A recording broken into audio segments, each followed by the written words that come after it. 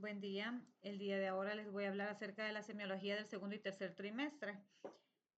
Vamos a abordar una serie de puntos, pues que esto es lo que nos pide la carta didáctica, ¿verdad? Primero vamos a hablar un poco acerca de desarrollo de fisiología fetal. Vaya, este es un cuadro donde hay ciertas características, ¿verdad? Hay algunas que no son como las más importantes que suceden en esa semana, pero sabemos que son ciertos procesos que se van dando en paralelo. No es que al terminar uno comienza el otro, ¿verdad? Y tenemos que en las semanas de amenorrea van a suceder ciertos cambios. Entre los más importantes, por ejemplo, a la semana 5 podemos ver que hay la presencia de los esbozos de los vasos sanguíneos. En la semana 6 podemos ver que ya el corazón y el pericardio son muy prominentes. Y en esta edad gestacional ya se puede ver que hay un latido cardíaco. Es decir, que a las 6 semanas de gestación ya se puede comprobar por medio de una ultrasonografía transvaginal si el embrión va a tener frecuencia cardíaca fetal o no. Para la semana 8, acá lo más relevante es que la cabeza es mayor que el tronco y que se observan los ojos y las orejas. Además que comienzan a aparecer los dedos de las manos y de los pies.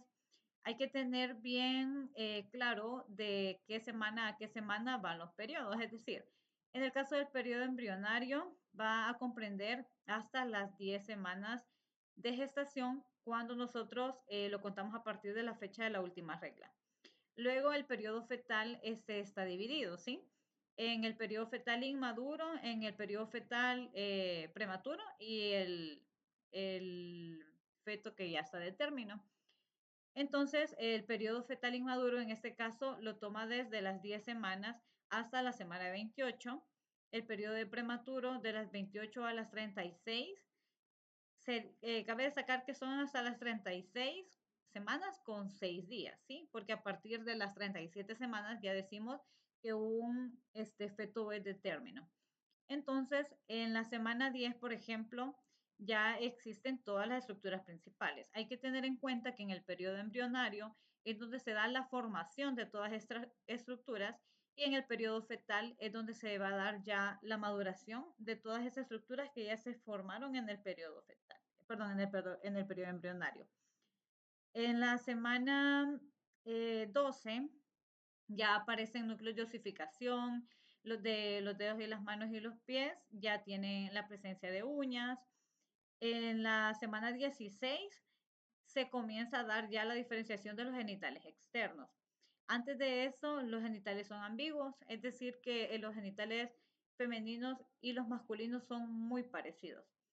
En la semana 16 también ocurre algo importante, es decir, que en esta semana ya se puede encontrar la frecuencia cardíaca fetal, eh, es decir, como una lectura electrocardiográfica, ¿sí? Pero todavía no es tan sensible como para poderlo ocultar mediante el estetoscopio. Eso ya lo vamos a poder hacer a partir de las 20 o 22 semanas, ya poder ocultarlo en el abdomen de la madre. En la semana 20, de los cambios más importantes que suceden es que en esa semana ya el bebé comienza a realizar la deglución del líquido amniótico. Entonces, si nosotros tenemos un feto que tiene una atresia del tubo esofágico, eh, va a haber una acumulación de líquido que se convertiría en un polihidramnios. Entonces, a partir de esa semana nosotros ya podemos ir viendo alteraciones en el líquido amniótico por lo mismo que el feto ya comienza a realizar la deglución. Aproximadamente al término, el feto va a estar deglutiendo 450 ml de líquido amniótico. En cuanto a las 24 semanas de gestación, este es importante porque es como una edad límite, ¿sí? Donde nosotros podemos realizar intervenciones, como por ejemplo aquellos fetos que nosotros consideramos que puede realizarse como intervenciones extra para poder mantener un embarazo. Es decir, a las 24 semanas, si hay un feto que ha presentado una ruptura prematura de membranas, por ejemplo, entonces ya ingresa como un feto que puede tener un manejo conservador de esa ruptura de membranas. En cambio, cuando es abajo de las 24 semanas o que el peso de repente sea menor de 500 gramos, entonces se puede considerar como un bebé no viable, ¿sí? Y que se manejaría como un aborto. Entonces, la semana 24 de gestación es una semana muy importante. En la semana 28, prácticamente acá eh, es como lo que nos permite dividir, por así decirlo, un feto que tiene una mejor supervivencia extrauterina del feto que tiene una pobre supervivencia. Es decir, los fetos que tienen menores de 28 semanas son fetos que la probabilidad de sobrevida extrauterina es menor a un feto mayor de 28 semanas. Y en la semana 32 ya tenemos que para la semana 32 ya el feto está pesando alrededor de 1.700 gramos y para la semana 36 pesa un aproximado de 2.700 gramos.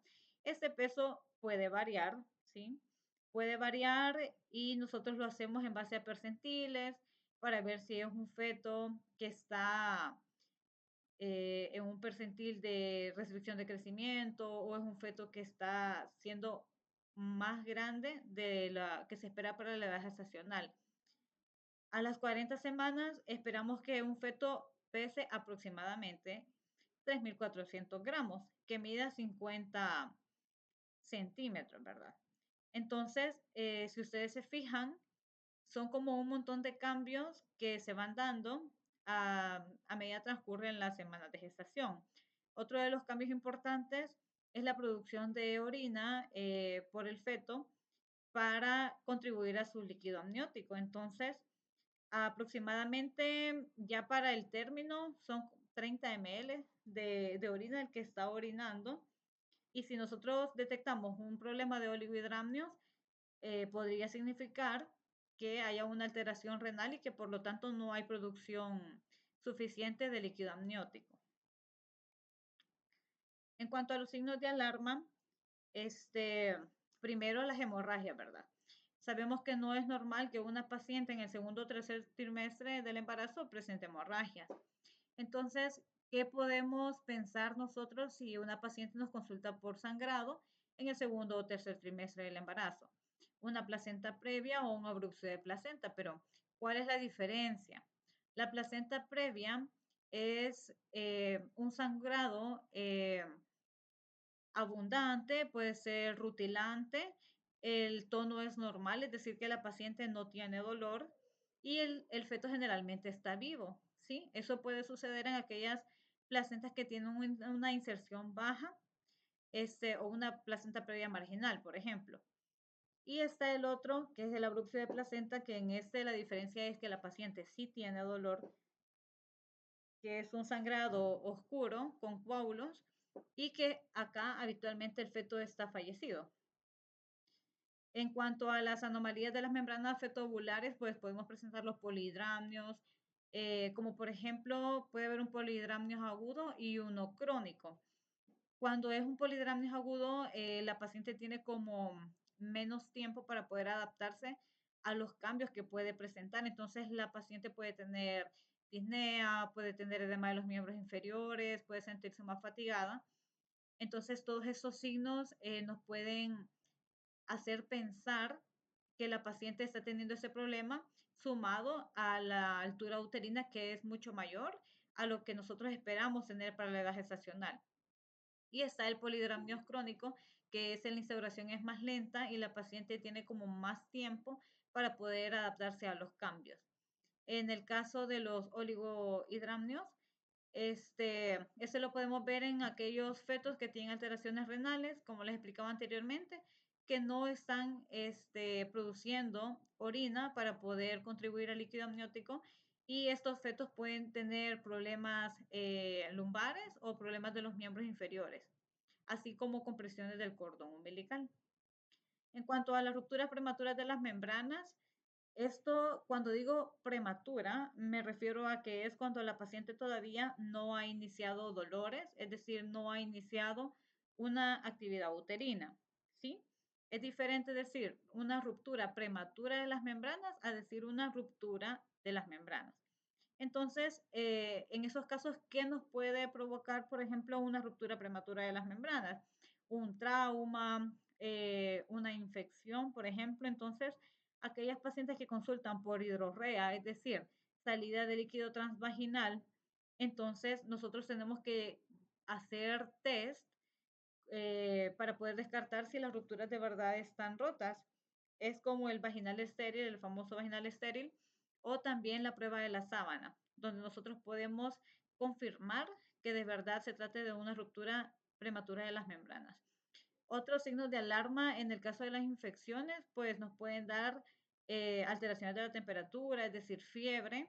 Entonces, si una paciente presenta fiebre, es de tener en cuenta que puede tener una infección eh, intraamniótica sin necesidad de que, que las membranas estén rotas. Otro de los signos de alarma es el desarrollo de un trabajo de parto prematuro. No es normal que una paciente inicie trabajo de parto a las 30 semanas, por ejemplo. Entonces, se debe investigar el por qué. Si es alguna infección, ya sea intraamniótica, alguna infección de vías urinarias, eh, algún trauma o qué es lo que está ocasionando que ese bebé quiera nacer antes del tiempo. En el caso del embarazo prolongado, de igual forma, sabemos que tenemos una semana límite para considerar el embarazo de término y ante esas pacientes que, por ejemplo, consultan con un embarazo de 41 semanas con 5 días, por ejemplo, uno tiene que tenerlas como más vigiladas porque sabemos que esos bebés tienen más riesgo de poder presentar alguna complicación o de poder tener aspiración del meconio. Entonces, eso es lo importante de fechar bien los embarazos, ya sea con una fecha de última regla que sea muy correcta o con una ultra temprana, es decir, una ultra antes de las 12 semanas para poder fechar con mayor exactitud cuántas semanas tiene la paciente de embarazo. Otro de las signos de alarma que podemos presentar es la restricción del crecimiento fetal. Esto pues lo vamos a ir viendo por medio de la medición de la altura uterina y también lo podemos ir viendo mediante el peso fetal en las ultrasonografías. Siempre vamos a utilizar una tablita de pesos de cuánto esperamos según la edad gestacional para poder ver en qué percentil cae.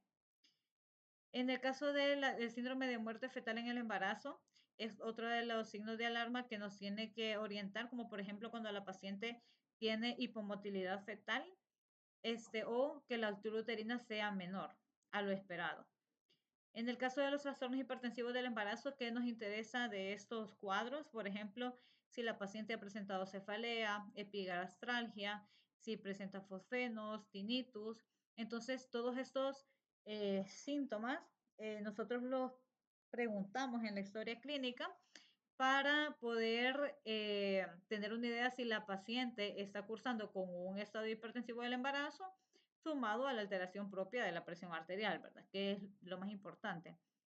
Otro de los signos de alarma que tenemos que tener en cuenta y poder preguntar en el momento de la historia clínica es si la paciente ha tenido alguna infección de transmisión sexual, como por ejemplo sífilis, VIH, condilomatosis, porque todo el tratamiento o el manejo depende si la paciente ha tenido una infección activa de esto. En el caso de la obesidad, pues ya sabemos que es una pandemia actualmente y las pacientes obesas tienen complicaciones propias maternas, pero también sus hijos pueden tener complicaciones, ¿verdad? Tanto en el embarazo como en el momento del parto. En el caso de la diabetes, ¿qué nos interesa? Por ejemplo, si es una paciente diabética pregestacional, lo más probable es que esta paciente pueda desarrollar una restricción de crecimiento intrauterino más aquellas pacientes que no son controladas, ¿sí? Y también en las pacientes con una diabetes gestacional, ahí es al revés, ¿verdad? Lo que más podemos presentar son macrosomías fetales y polidramnios. Entonces, aquellas pacientes que tienen una altura uterina mayor de la esperada, por ejemplo, este, podemos nosotros hacerle el test de diabetes gestacional, que de hecho se les deja a todas las pacientes el test O'Sullivan para poder descartar que no se trate de una diabetes gestacional. Pero en aquellas pacientes que no han llevado controles prenatales, por ejemplo, hay ciertos factores que nos pueden hacer pensar en ese tipo de alteraciones. Igual las infecciones de vías urinarias son muy frecuentes en el embarazo, siempre hay que indagar a la paciente si ha tenido problemas de disuria, por ejemplo, y hay pacientes que cursan con infecciones recurrentes. Entonces, ¿eso qué nos puede hacer? Nos puede llevar a un desarrollo de un parto prematuro, por ejemplo. Entonces, esto puede ocasionar como un signo de alarma. En cuanto a la evaluación obstétrica, en la evaluación obstétrica primero vamos a ver la altura uterina. Vaya, en la altura uterina tenemos dos métodos, un método que es más objetivo y un método que es un poco más subjetivo. Entonces, para la parte objetiva, nosotros tenemos una cinta métrica flexible e inextensible, donde nosotros vamos a colocar el dedo, vamos a localizar dónde está el pubis. Entonces, ahí vamos a colocar el cero de la cinta métrica y luego vamos a ir estirando prácticamente la cinta métrica por todo el abdomen materno hasta sentir dónde se encuentra el fondo uterino. Y hasta ahí es donde nosotros podemos ver cuánto mide exactamente el abdomen en centímetros. Entonces esa es la parte objetiva. Pero también tenemos la parte subjetiva. En la parte subjetiva, por ejemplo, podemos tener que vamos a, bueno, el crecimiento del útero se puede ver o se puede palpar fuera de la pelvis cuando ya está en las 12, 13 semanas. Para los 18, para las 18 semanas se puede encontrar entre el pubis y el ombligo. Para las 22 semanas se encuentra a nivel del ombligo. Para las 30 semanas se encuentra entre el ombligo y la sínfisis, el apéndice sifoides, perdón. Y para las 37 semanas ya alcanza la apéndice sifoides. Entonces, esa es como una forma más subjetiva de realizarlo. Entonces, ¿en qué casos podemos ver una altura uterina mayor y en qué casos podemos tener una altura uterina menor a lo que esperamos para la edad gestacional?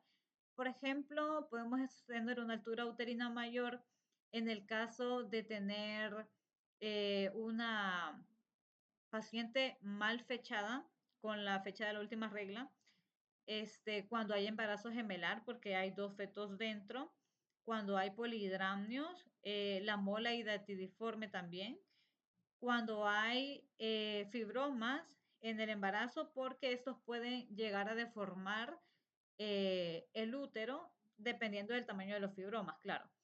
Y la malformación fetal o fetos gigantes también puede dar un aumento en la altura uterina.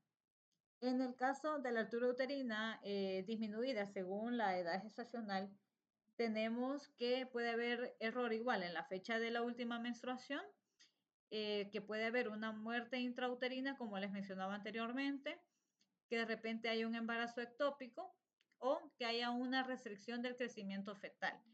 Entonces, por eso es importante de nosotros poder realizar una medición de la altura uterina de forma objetiva, ¿verdad? Más que subjetiva. De igual forma, esta altura uterina puede variar, por ejemplo, según la posición fetal. Si el feto está en una posición transversa, probablemente la altura uterina que encontremos va a ser menor a si este feto estuviera en una posición longitudinal. Entonces, otro de los parámetros que nosotros evaluamos en el abdomen materno es la actividad uterina. En cuanto a la actividad uterina, tenemos dos tipos de contracciones. Tenemos las contracciones falsas y las contracciones verdaderas.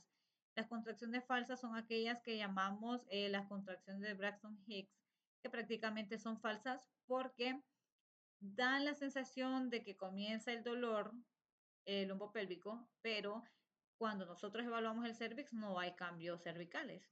En cambio, las contracciones verdaderas sí nos van a generar cambios cervicales.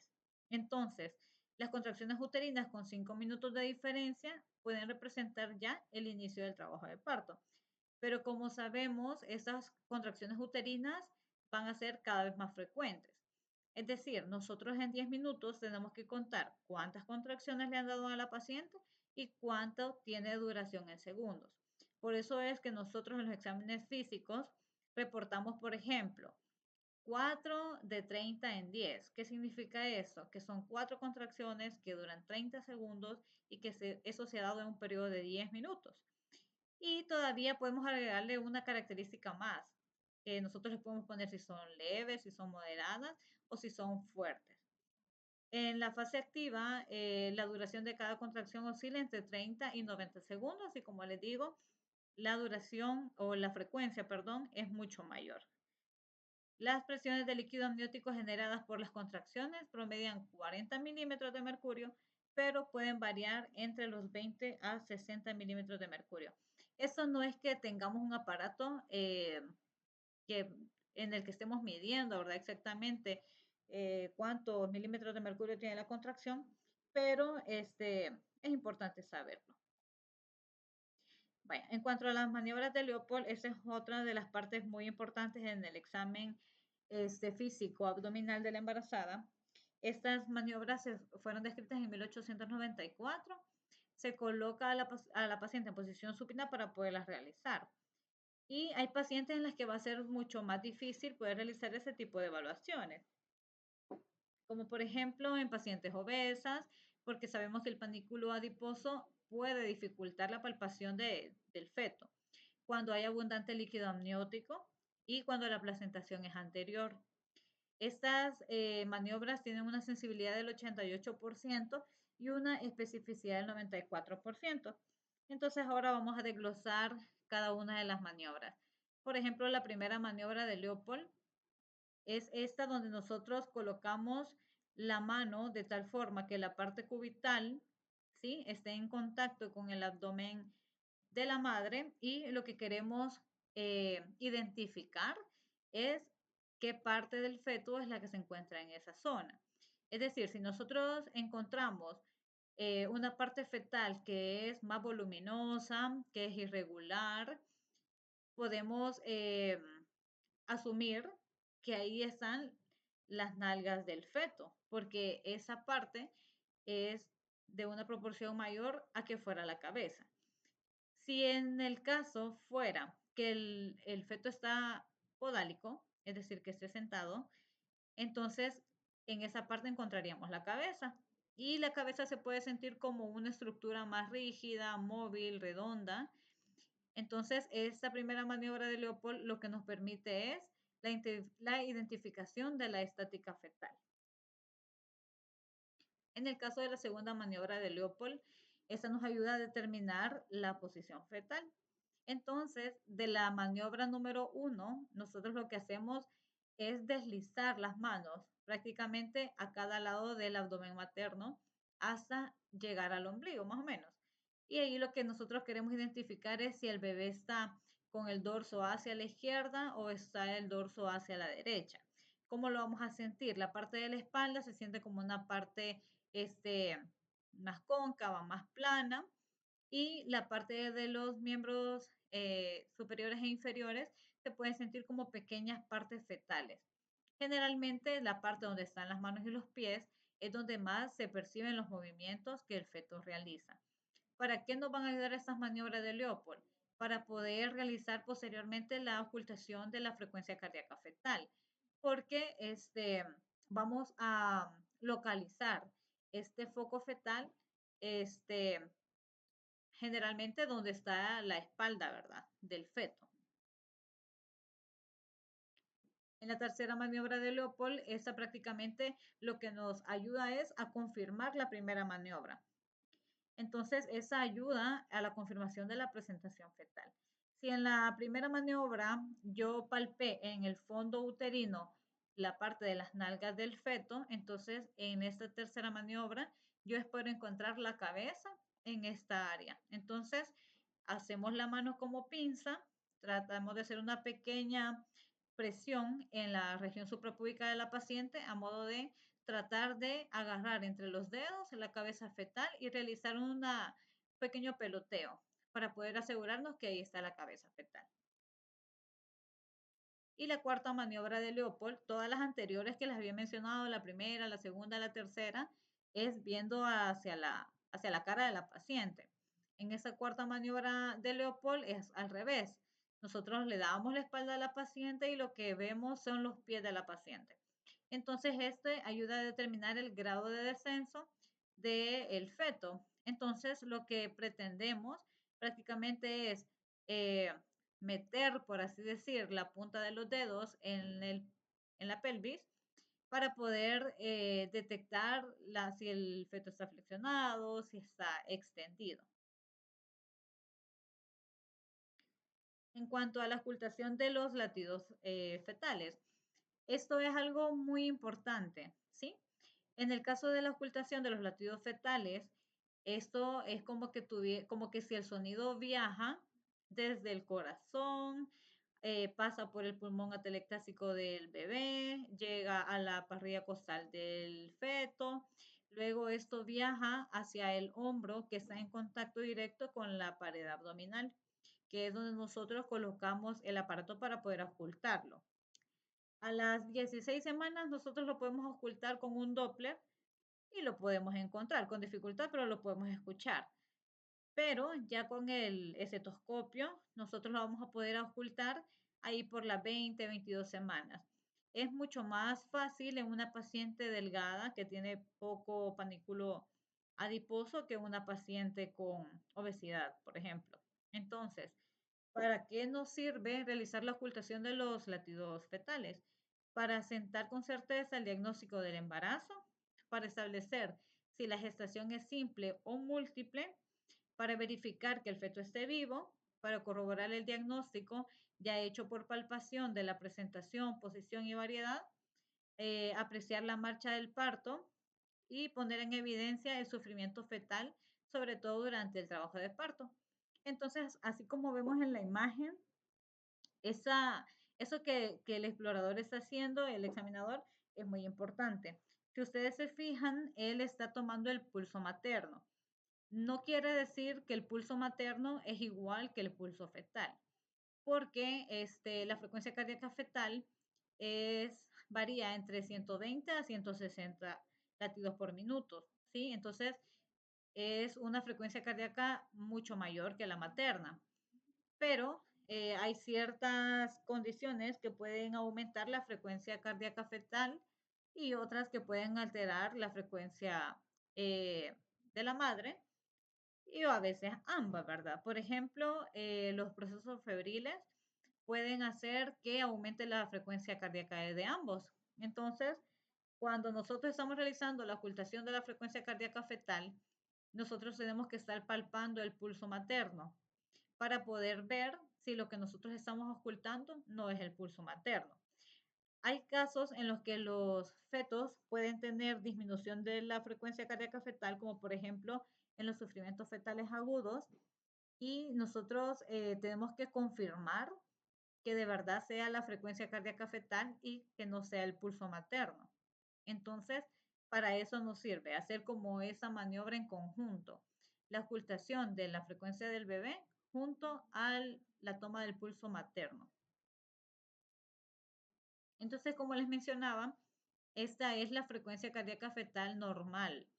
Es decir, la frecuencia cardíaca fetal va disminuyendo. Cuando el feto está más pequeño, la frecuencia cardíaca fetal es mayor y a medida se acerca al término, esa va disminuyendo hasta llegar a un rango de 120 o 160 latidos por minuto. Según los lineamientos del ministerio, pues son de 110 a 160 latidos por minuto. Entonces, en estos rangos nos mantenemos para poder decir que estamos dentro de una frecuencia normal. Se puede percibir desde las 20 semanas, esto es con el estetoscopio, y el ritmo es similar a un tic-tac de reloj. Entonces, Si nosotros queremos realizar una ocultación con un estetoscopio, por ejemplo, tenemos que estar en un área donde no haya mucha bulla para poder detectarlo, ya que el sonido es bien suave. Y el efecto Doppler, pues, que permite detectar los latidos cardíacos a partir de las 8 o 10 semanas. Y como les mencionaba anteriormente, a partir de la sexta semana es que ya se puede detectar la presencia de la frecuencia cardíaca fetal en ultrasonido transvaginal. Ahora pasamos a otra parte importante del examen físico, que es la evaluación cervical. El tacto vaginal nos permite reportar o estudiar una serie de características, como las que están viendo en la pantalla, entre ellas la dilatación, el borramiento, la posición, la consistencia y la estación. ¿Qué significa eso? Por ejemplo, la dilatación. Nosotros, para poder saber cuánto tiene una paciente de dilatación, tenemos que hacer el ejercicio de medirnos los dedos, cuánto miden nuestros dedos separados, ¿sí? Y ahí nosotros vamos calculando cuánto la paciente tiene, si tiene 2 centímetros, si abrimos un poquito más los dedos, tiene 5 centímetros, si lo separo mucho más, puedo decir que tiene 8 centímetros, pero eso yo lo voy a saber midiéndome primero mis dedos. Entonces, para que un bebé pueda nacer, la dilatación tiene que alcanzar hasta los 10 centímetros. En el caso del borramiento, es el acortamiento del cuello, ¿sí? Aquí lo podemos ver. El acortamiento del cuello, prácticamente el cuello tiene una medida aproximada de 3.5 centímetros más o menos. Y cuando se va realizando el borramiento del cuello, ese se va haciendo más delgado hasta el punto que llega el total borramiento, que el cuello se puede sentir como el grosor de una página de papel bond. Entonces, de pasar de 3.5 centímetros a un borramiento total, esto, como vemos, es una gran diferencia el tacto, pero si nosotros nunca hemos realizado uno, no sabemos ni cómo se siente un cuello largo ni cómo se siente uno bien borrado, ¿verdad? Pero en estas ilustraciones lo podemos ir observando. Si está bien grueso el cuello, entonces decimos que no está borrado, ¿sí? O nada borrado. Si de repente nosotros vemos o sentimos que el cuello ya está a mitad del borramiento, podemos decir que está borrado en un 50% y así sucesivamente hasta que lo sentimos como una página de papel bond que podemos decir que está total borrada. Y en la imagen de la izquierda, pues así es como podemos ir viendo la dilatación o palpando, la verdad, hasta llegar a la total dilatación que son los 10 centímetros. En el tacto vaginal, también podemos determinar la posición fetal, ¿sí? Bueno, nosotros en el tacto vaginal, aparte de eso, también podemos ver cómo es la característica de las membranas. Si están membranas rotas, si son las membranas íntegras, cuál es la posición del cervix, si está anterior, si está intermedio, si está posterior, la consistencia si es firme, si es intermedia, si es blanda, y la estación, ¿verdad? Que si está a cero, que si está -1, por ejemplo, es decir, mucho más arriba, o si está +1, es decir, mucho más abajo, es decir, más próximo a nacer. Ya les voy a poner la imagen de los planos para que se puedan ubicar un poco mejor. ¿Para qué nos sirven a nosotros todas esas características que les estoy mencionando de la evaluación cervical? Por ejemplo, para poder saber si una paciente es candidata a inducción con uso de prostaglandinas o a una conducción con oxitocina, porque nosotros para esto nos utilizamos el índice de Bishop y en base a cuántos puntos reunimos según esas características, nosotros podemos decir si es candidata a la inducción o candidata a la conducción. Para poder obtener un parto vaginal, ¿verdad? En cuanto a la estación, tenemos los planos de Hood, que antes los reportaban como 1, 2, 3, 4. Nosotros más que todo utilizamos los planos de Lee, ¿sí? El plano de Lee me dice que la estación 0 es aquel feto que se encuentra bueno, a nivel de las espinas, ¿sí? Todo lo que esté arriba de las espinas es -1, -2, -3, es decir, con un signo negativo. Mientras más alto es el número, quiere decir que el bebé está más arriba, está más flotante. Todos los números con signos positivos, es decir, +1, +2, +3, quiere decir que el feto está más abajo, es decir, más cerca del nacimiento. Y el examen vaginal también nos permite obtener una información acerca de la pelvis. La pelvis es muy importante saber cuáles son los diámetros que tiene, este, cuáles son los cambios que ésta puede tener en el momento del parto, porque la pelvis tiene sus ligamentos que prácticamente estos se pueden distender un poquito cuando estamos en el trabajo de parto, ¿verdad? Para que el niño pueda pasar. Entonces la pelvis se va modificando un poquito a medida el bebé pasa por ella. Entonces, en el momento de realizar el tacto vaginal, nosotros podemos obtener información, por ejemplo, del ángulo subpúbico. En aquellas pacientes que sentimos como muy cerrada la pelvis en esa parte, podemos decir que el ángulo subpúbico es menor de 90 grados y que probablemente sea un parto más difícil porque sus dimensiones son menores para que pueda pasar el feto. De igual forma, podemos obtener información de la concavidad del sacro.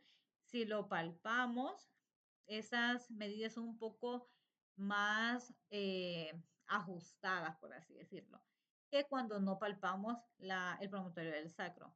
De igual forma, las espinas, esto es muy importante porque es un reparo anatómico que nos permite decir si el bebé puede pasar o no por esa parte. Si las espinas son muy cerradas, el bebé no va a poder nacer, a no ser que sea un bebé pequeño. Pero todos estos parámetros que nosotros vamos evaluando nos permiten ver el tipo de manejo prácticamente que le podemos dar a la paciente, ¿sí? Y en cuanto a la pelvimetría interna de la pelvis, también tenemos lo de los diámetros. Tenemos el diámetro promontorio subpúbico, que este normalmente mide 12 centímetros.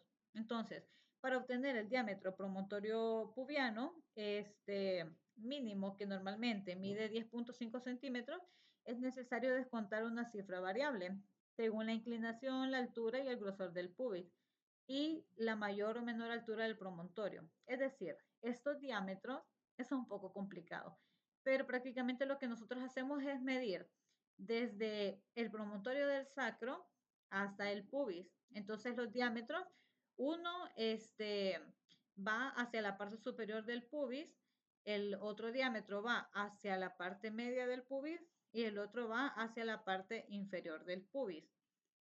Entonces, nosotros tenemos el diámetro verdadero.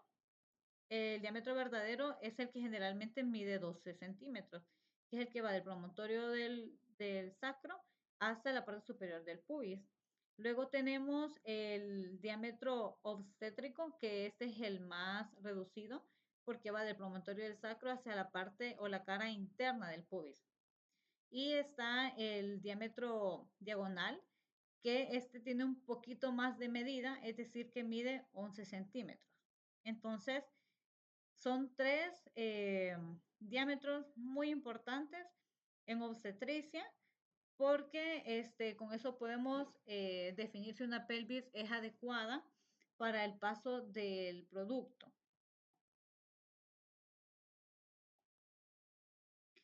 Entonces, como podemos ver, son como bastantes puntos, pero más que todo orientados a la evaluación de la paciente embarazada. Más que todo a la parte abdominal y pélvica. Pero nosotros sabemos que cuando evaluamos a una paciente, este, esa evaluación tiene que ser completa, ¿sí? Tiene que ser completa, de pies a cabeza. Lo único que acá pues lo hemos orientado un poco más a la parte abdominal y pélvica. Eso sería todo de la clase. Y yo los invito a que puedan leer un poco más. No es que haya un capítulo que esté rotulado, ¿verdad? Con el tema como tal de segundo y tercer trimestre, pero prácticamente la bibliografía está de Schwartz y también de Williams, de la obstetricia de Williams. Entonces, todo lo que yo les he hablado está en estos dos libros. Muchas gracias.